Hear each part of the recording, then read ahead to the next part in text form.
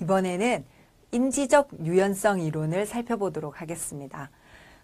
이 인지적 유연성 이론은요, 최근에 보다 더 강조되는 능력을 여러분들에게 요구하기 위해서 학습자들이 이런 능력을 가졌으면 좋겠다라는 관점에서 나온 어떤 교수 이론이라고 보시면 됩니다. 최근에는 여러분들에게 우리가 학습자들에게 요구되는 또는 우리 지금 현재 사회를 살고 있는 구성원에게 요구되는 어떤 역량이 여러 지식 범주를 좀 넘나들면서 다양한 것들을 서로 연결지으면서 그리고 다양한 방식으로 그리고 상황이 너무나 많이 급격하게 바뀌면서 여러분들에게 요구하는 것이 많아졌고 그때그때 또 달라지고 있어요.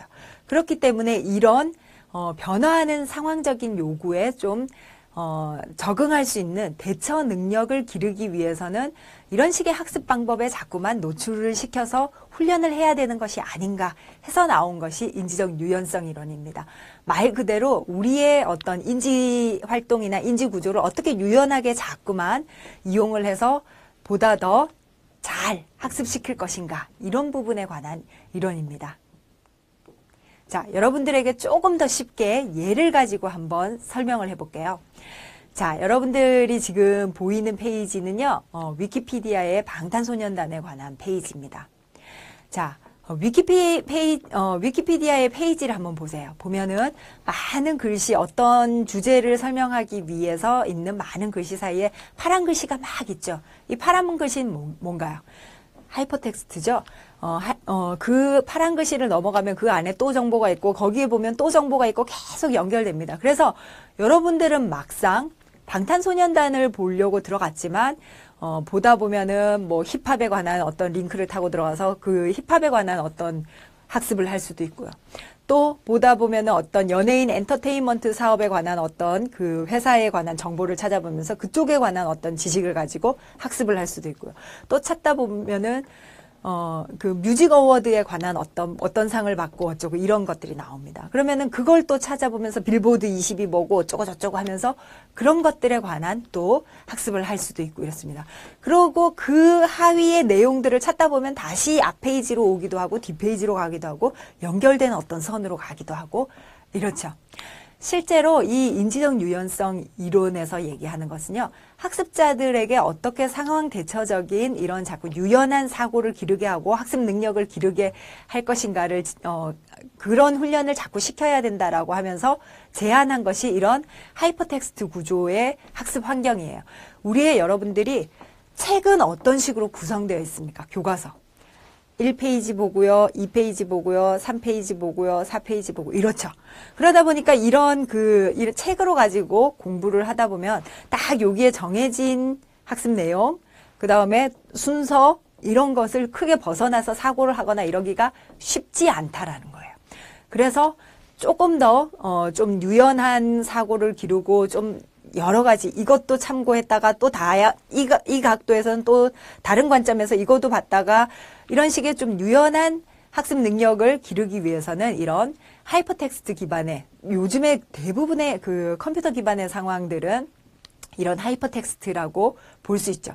컴퓨터 기반의 학습 환경 같은 것을 적극적으로 활용을 해서 교육을 하는데 이용을 할 수 있다라고 하는 것이 이 인지적 유연성 이론의 기본적인 핵심입니다.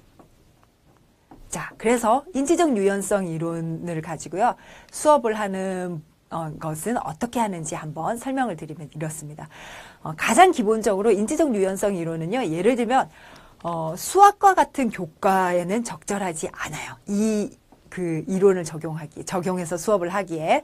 자, 생각을 해봅시다. 수학은 1차 방정식을 알아야지 2차 방정식을 알고 2차 방정식을 알아야지 3차 방정식을 알아요. 그러니까 이 순서대로 공부를 해야 되는데 내가 3차 방정식 먼저 하고 1차 갔다가 막 이거 안 되겠죠.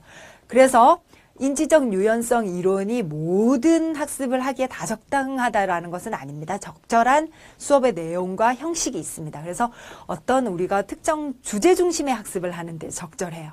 그래서 그 주제를 가지고 학습을 하고 그 다음에 과제 자체를 제시할 때도 너무 단순하게 뭘 하라라기보다도 조금 유연한 생각을 기를 수 있는 복잡한 과제를 제시를 하고 그 과제를 예를 들면은 여러분들이 아까 그 앞에서 본 방탄소년단의 뭐 성공의 핵심 요소를 한번 탐색해 보시오라고 하는 어떤 복잡한 과제가 주어졌다라고 하면 여러분들은 그것을 뭐 엔터테인먼트 사업, 그다음에 어떤 상들이 위주로 주어지기 때문에 그다음에 이들의 훈련 과정 어쩌고 저쩌고 그 하위의 내용들을 작은 내용으로 세분화해서 공부를 하고 그 과정에서 무선적으로 접근을 하면서 학습을 할 수 있는 이런 주제 중심의 학습에 적절하다라는 겁니다.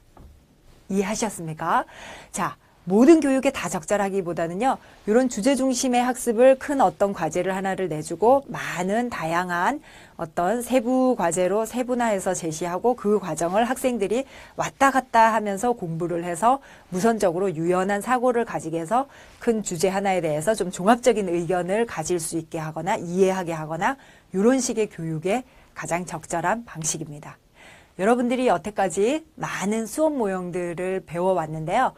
항상 수업 모형은 내가 쓰고 싶다고 해서 모든 것을 그냥 난 무조건 이거 쓸래 이렇게는 결정되지 않습니다. 어떤 수업 모형이나 교수 이론 같은 것은 내가 이 수업을 하는데 어떤 식의 수업 방법이 가장 좋겠고 하는 것을 교수 설계를 통해서 여러분들이 잘 진단을 하셔야 됩니다.